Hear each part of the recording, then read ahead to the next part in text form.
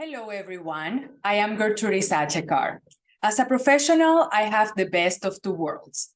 On one hand, more than 20 years of experience in the financial industry, and on the other, the skills and superpowers of an associate certified coach. I specialize in leadership, emotional intelligence, and positive intelligence. Today, we are going to talk about how to transform challenging relationships into productive ones. I'll start with an introduction, then tips to transform your relationships, and the key takeaways. Difficult people. What would life be without them?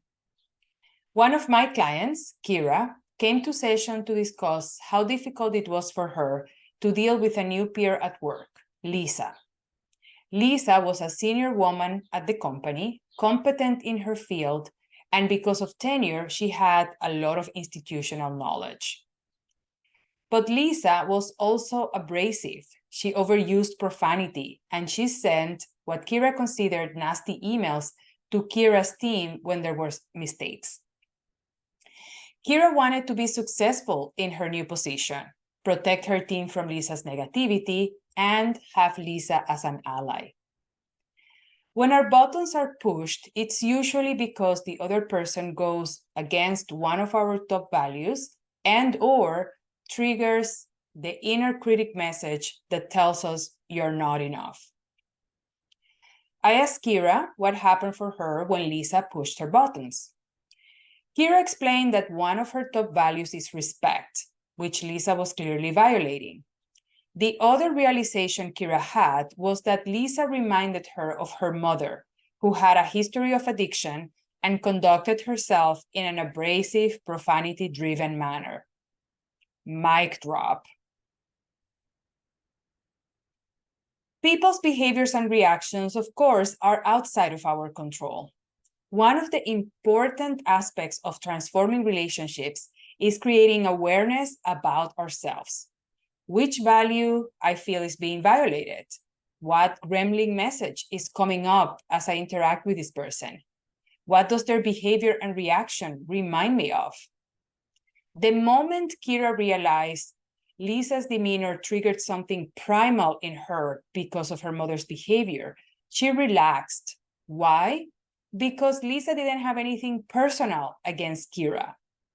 And Kira was using her abusive mother-colored glasses to see the relationship with Lisa. Now that that was out in the open, Kira was ready to take the steps to change the relationship with Lisa. They didn't have to become besties. The goal was to create a productive and respectful relationship so they could both accomplish their goals at work.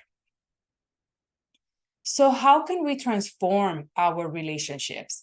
Here are some of the suggestions that Kira and I discussed that you can use as starting points. First is to get to know the person. Kira only had a superficial view of Lisa, the persona that Lisa presented when working on a specific project, and vice versa. Lisa didn't know all the obstacles that Kira had to overcome to get the job at the level she had it. So Kira and I discussed the possibility of having coffee or a meal with Lisa.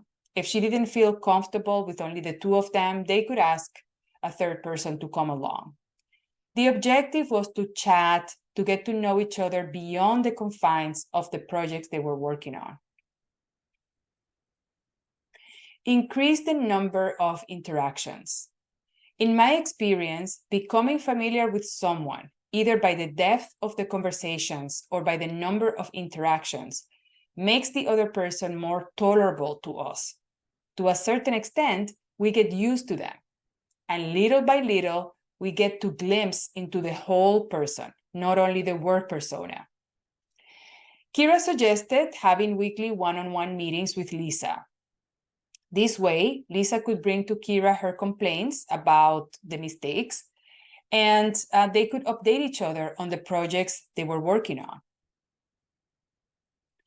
The next one is to get the scoop. We explored asking people who are close to Lisa at work for tips for better interactions. A word of caution. The goal of this research is not to gossip or to obtain information to damage the person later. The objective is to find an effective way to interact with the person, so we do not unintentionally push their buttons. Another thing Kira and I explored was to ask Lisa directly a question to the effect of, what are the top 3 things I should never do or always do for this relationship to be productive? Last but not least, become their PR person.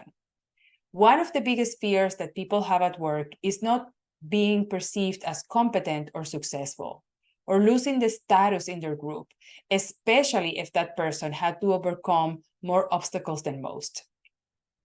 If we present ourselves as a partner who will make them look good, we increase the odds of breaking the ice barrier. Of course, this message of my goal is for you and your team to have what you need to be successful, or something to that effect, must be repeated multiple times in multiple channels, in person, email, in meetings, etc., until it sinks in. We have the power to change a relationship from challenging to productive in and out of work. It is a matter of wanting to see the essence of that person before it was covered and filtered with life experience. We want to override our brain's default program that tells us that because someone is not part of our tribe, they are quote unquote dangerous. By becoming familiar with a new person and building trust, we trick our brain into flagging this person as part of the tribe. Sometimes we are the challenging person. Deep breath, keep calm, and continue listening. Self-awareness is the first step to inner transformation. Pay attention to the words you use, the tone of your voice, your body language, what you think about yourself, other people, and situations. Practice using positive words. For example, you could say, I can learn, instead of saying, I don't know how to do this. Smile. Uncross your arms when you are at a meeting or gathering. Unless, of course, you're the bouncer at the door. A few months after my engagement with Kira had ended, I received an email from her. She and Lisa had turned their relationship around. They were not besties. Instead, there was mutual respect. And when Lisa had a complaint, she talked to Kira directly. And occasionally, Lisa called Kira to compliment her team. Progress.